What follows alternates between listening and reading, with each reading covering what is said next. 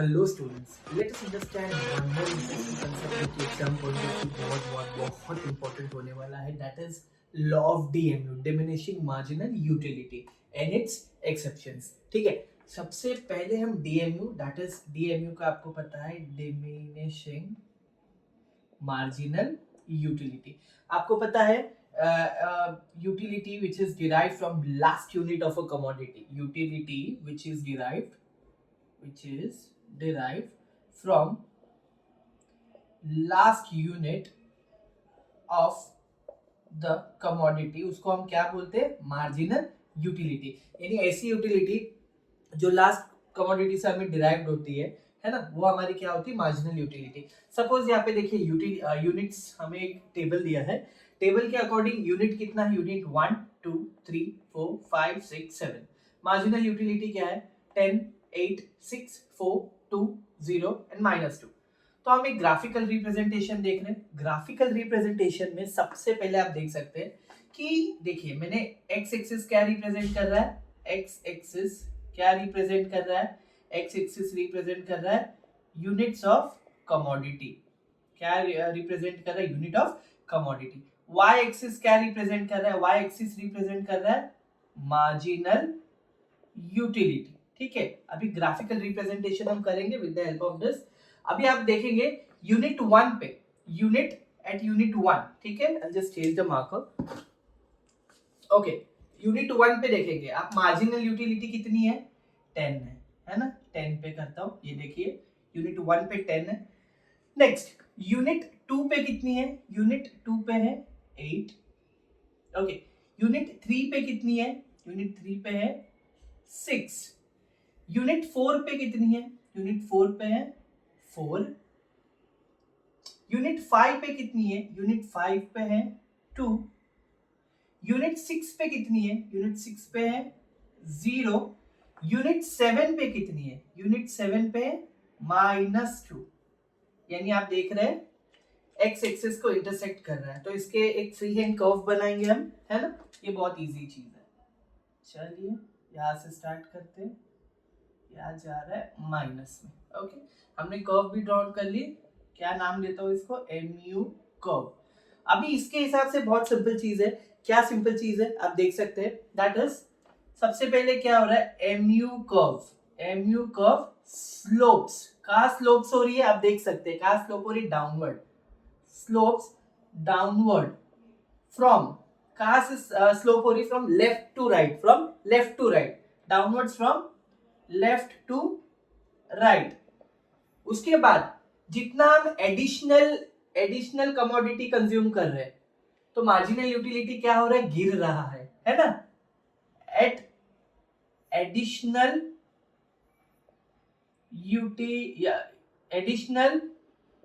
Commodity consumed, या with लिख सकते हैं, विथ एडिशनल कमोडिटी कंज्यूम्ड क्या हो रहा है? MU क्या हो रहा है? MU डिमिनिश, यानी नीचे गिर रहा है ना? उसके बाद देखेंगे एट, अभी क्या हो रहा है? एट यूनिट 5 आप देख सकते हैं, एट यूनिट 5 क्या हो रहा है? मार्जिनल यूटिलिटी, सॉरी यूनिट कितना है? यूनिट 6 है। एट मार्जिनल जब आप देख सकते हैं जैसे जैसे कमोडिटी इंक्रीजेस होते जा रहे हैं, मार्जिनल यूटिलिटी क्या हो रहा है? Marginal utility becomes zero. Marginal utility become zero. अब हमें कोई सेटिस्फेक्शन नहीं हो रहा है। अब इस स्टेज के बाद जो भी यूटिलिटी हम कंज्यूम करें, जो भी कमोडिटी हम कंज्यूम करेंगे, उस कमोडिटी से हमें क्या होने वाला है? डिससैटिस्फैक्शन, डिसयूटिलिटी हमारे लिए वो, है ना? तो एट यूनिट 6 या यूनिट 7 बोल लो, 6 के बाद मार्जिनल यूटिलिटी बिकम्स, क्या हो गया है? बिकम्स नेगेटिव, है ना? नेगेटिव हो गया है। नेगेटिव यानी हमें क्या मिल रही है? डिसयूटिलिटी मिल रही है ना? -2 पे। सो हमने ये देख लिया, this is how it works. Okay, on the other hand अभी आप देख सकते हैं हम एक्सेप्शन के बारे में बात करें। क्या एक्सेप्शन है? यानी ये चीजें हमारे मार्जिनल यूटिलिटी पे इसका कोई फर्क नहीं पड़ता है। ठीक है, सबसे पहले हॉबीज है। हॉबीज वाले लोग का क्या है? अभी पेंटिंग हो सकता है, ठीक है, पेंटिंग हो सकता है, कॉइन्स का कलेक्शन हो सकता है, या एंटीक पीस का कलेक्शन हो सकता है, अलग अलग चीजों का कलेक्शन करते हैं हॉबीज वाले लोग। तो उनके पास जितनी भी एडिशनल स्टॉक, एडिशनल ऐसी आइटम्स आएंगे, उतना उनको हैप्पी फील होगा। तो मुझे नहीं लगता ये रैशनल बिहेवियर पे आएगा। ये रैशनल यानी किस लॉ को या किस रूल को वायोलेट कर रहा है ये आप देख सकते हैं। तो होमोजिनिटी और कंटिन्यूटी को ये क्या कर रहा है, वायोलेट कर रहा है। यानी एक तरीके का क्या है ये एक तरीके का है हमारा एक्सेप्शन। यानी इस जो भी यहाँ पे पॉइंट्स है उनका हमारे एमयू से कोई लेना देना नहीं। ये चीजें ऑपोजिट चलती है हमारे एमयू के, ये चीजें नहीं आती है हमारे एमयू में। दूसरा क्या है, माइजर यानी एक तरीके से बोल सकते कंजूस हो जाते हैं, क्योंकि कंजूस यानी उन लोग का क्या है मालूम है, अलग ही लेवल के कंजूस होते हैं। यानी उनके स्टॉक ऑफ मनी में जितने पैसे ऐड होते जाएंगे ना, जितने पैसे उनके स्टॉक ऑफ मनी में ऐड होते जाएंगे ना, उतना वो लोगों को ना खुशी मिलते जाएगा। खुशी मिलता मतलब पैसा आ रहा है खुशी मिल रहा है, पैसा आ रहा है खुशी मिल रहा है, मतलब जितना भी पैसा आ रहा है उनको खुशी। कंजूस लोग को जितना पैसा मिलता है कम ही है, और जितना पैसा उनका 1 रुपया भी जाता है तो उनकी जान चली जाती है।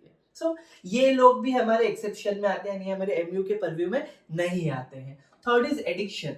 अभी ड्रंकर्ड बोल सकते हैं, ड्रंकर्ड का स्पेलिंग नहीं आता है ड्रंकर्ड्स यानी जो पियक्कड़ होते हैं, दारू वारू पीते हैं, ओके, या जो किसी भी चीज का अनहेल्दी नशा करते हैं, उनकी अगर केस में मैं बात करूँ ना आपसे, बहुत सिंपल है। उनको कितनी भी चीज दो, दारू कितनी भी दो, मरने तक पीते रहेंगे। या नशा करते हैं गलत चीजों का, वो भी कितना तो करते रहेंगे, उनको कभी भी उस चीज से डिसयूटिलिटी या डिससैटिस्फैक्शन नहीं होगा। क्योंकि वो लोग किस चीज को वायोलेट कर रहे हैं, वो लोग वायोलेट कर रहे हैं हमारे किस बिहेवियर में नहीं आते हैं, रैशनल बिहेवियर में नहीं आते। ये कौन सा बिहेवियर है देखा जाए तो एबनॉर्मल इंग्लिश में बोलते हैं, पर इकोनॉमिक्स के हिसाब से इरैशनल बिहेवियर है, नॉर्मल बिहेवियर में नहीं आता है। Next is power. किसी के पास बहुत सारी पावर होती है, पैसों की पावर होती है, पोजीशन की पावर होती है, या XYZ पावर होती है। उनके केस में कभी भी उनको हमेशा और पावर चाहिए रहती है, और पावर चाहिए, पावर के भूखे रहते हैं।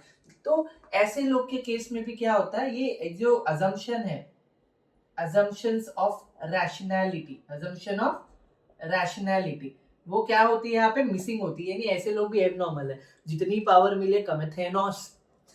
थेनोस के केस में उसको तो स्टोन्स चाहिए थे, है ना, जेम्स जो भी बोलो, वो नहीं मिल रहे, उसको तो पावर ही चाहिए थी। Because some people are like really hungry for power, they need power. अभी वो मिसयूज कर रहे हैं या उसका सही यूज कर रहे, डिपेंड्स ऑन देम। मनी के केस में क्या है, मनी जो है ना, मनी का कंसेप्ट अगर देखा जाए ना, तो इसकी मार्जिनल यूटिलिटी कुछ लोगों के हिसाब से, पुअर लोगों के हिसाब से और रिच लोगों के हिसाब से थोड़ी अलग है। यूजुअली क्या है, मार्जिनल यूटिलिटी का कंसेप्ट ना हमारे मनी का कंसेप्ट यानी हमारे मार्जिनल यूटिलिटी में देखने नहीं मिलता है, लेकिन इकोनॉमिक्स के हिसाब से कुछ इकोनॉमिक्स ऐसे है जैसे ये सैमुअलसन हो गए, ओके, जिन्होंने मैक्रो इकोनॉमिक के कंसेप्ट्स बनाए, ऐसे इकोनॉमिक्स अभी भी है, ओके। वो क्या बोलते हैं कि पुअर लोगों के लिए ना मार्जिनल यूटिलिटी ऑफ मनी क्या होता रहता है, मतलब हमेशा बढ़ता रहता है, और रिच लोगों के लिए मार्जिनल यूटिलिटी ऑफ मनी क्या है, उससे उनको कोई फर्क नहीं पड़ता, कितना भी पैसा आ रहा है बस उनके पास तो पैसा है ही वैसे भी। लेकिन पुअर लोगों के लिए मार्जिनल यूटिलिटी ऑफ मनी हमेशा इंक्रीज होता रहता है उनके केस में। सो विद दिस हमने क्या किया है, बहुत बेसिक तरीके से लॉ ऑफ डीएमयू और उसके एक्सेप्शन देखे and some points को cover किया। Hope you understood the revision lecture. We have not discussed this in detail because exam point of view हमें समझना होता है। Hope you understood the video. Best of luck.